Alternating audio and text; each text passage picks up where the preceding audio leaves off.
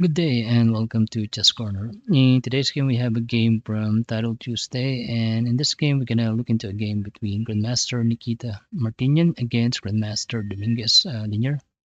Well, Dominguez is actually still one of our top chess players in the world. He's actually rated on the top 10 based on the most recent PD rating list.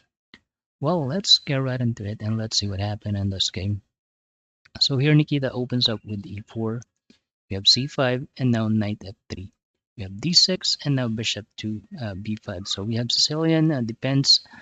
This is a counter attack that we have. And in this position, basically you have several options. You can go bishop d7, knight c6, or knight b d7. So we have knight d7 here. And now we have castle a6. So threatening to capture our bishop. And here you have several options. You can capture the knight. You can retreat the bishop to e2. You can also go to a4. But if you're going to go a4, then this will be game over by b5. And then if you're going to go b3, then c4, trapping the bishop. So here we have capture. And now bishop takes d7. We have c3, preparing to play d4 next move. But we have knight f6, so threatening this pawn on e4. You have several options. You can go d3, rook e1 is also playable. So we have rook e1 here, and now bishop c6.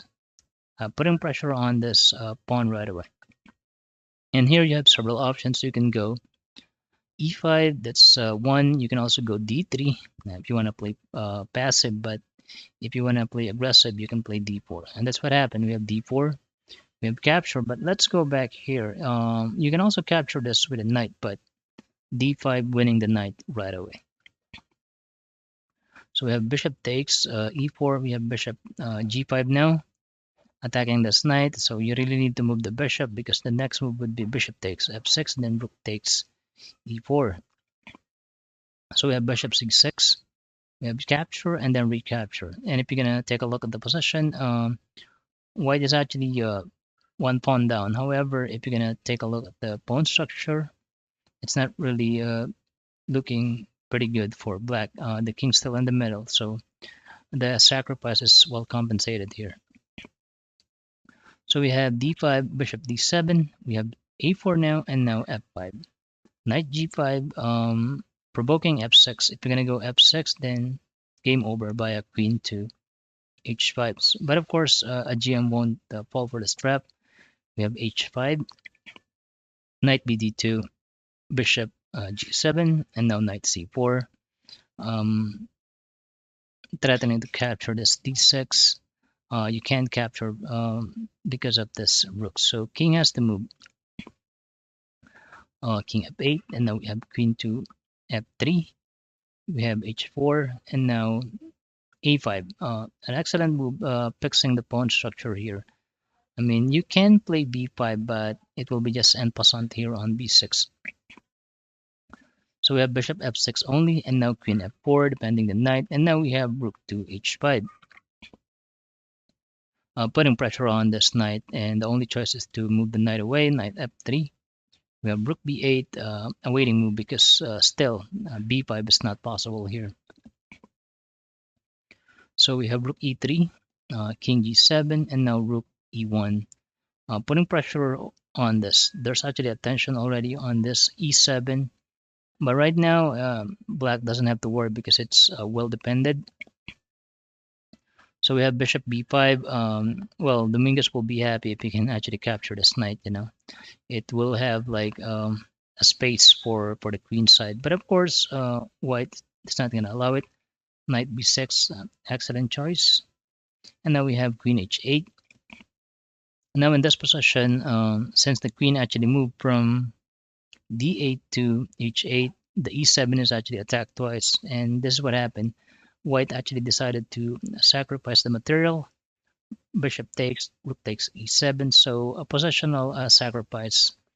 Because right now, if you're going to take a look, all the white pieces are actually active in this position.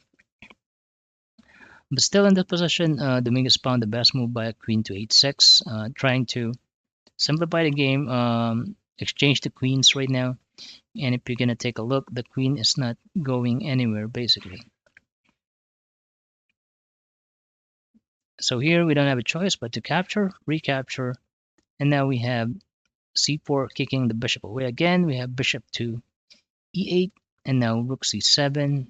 We have h3 now, and now on this position, if you're going to capture, you're helping the rook to basically improve the position. So of course,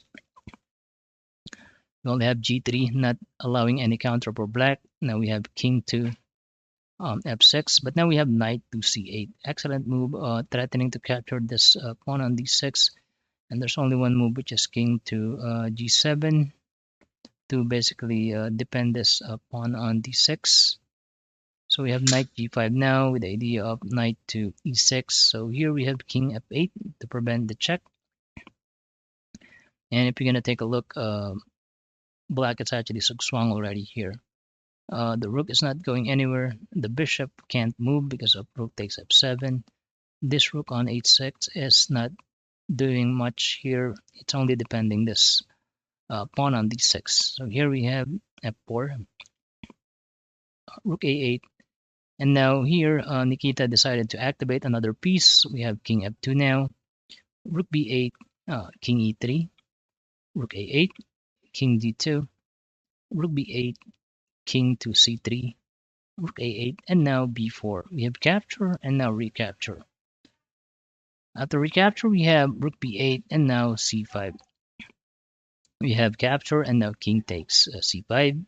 We have bishop to b5 because basically there's nothing that black can do. He can play rook a8, rook b8, but white is actually continuously improving the possession here.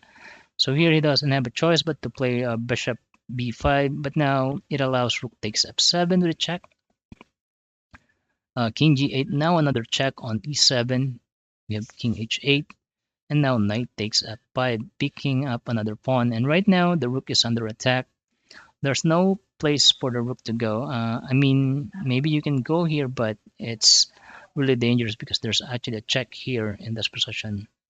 But here we have check first, an intermediate move by Dominguez. We have king to d4. We have rook h5, and now capture. And right now you won't be able to capture. Rook takes b6 because of check on f8. It will be checkmate. So here we have a5. This is the last resort. So Dominguez would like to create like a passer and hoping to create like a pass pawn soon. But now it's kind of too late because all the pieces of white is actually just in front of the king, and right now the king is pretty close as well. So here we have b7 fixing the possession of the rook again. Now we have bishop a6, d6, and now capture. We have d7, bishop c6, and now we have this king to e5. Now a4 was played, and now knight to e7. Excellent move, attacking this bishop, as well as knight g6 is also a threat. But now we have capture. After capture, this allows check, basically attacking the king as well as this bishop. So here we have king to g8, pick up another piece, rook takes d7. And if you're gonna take a look, Dominguez has 2 seconds as well. For Nikita, he has 18 seconds left. And in this position right now, it's completely losing for black. So here the move is rook to a8, but now it allows king to f6. Finally, from g1, f2, e3, d2, c3, b4, c5, d4, e5, and then f6. This is the final destination for white's king to basically deliver a checkmate. Now here, you can still prolong the game by rook a6, but after knight e6, it's completely winning.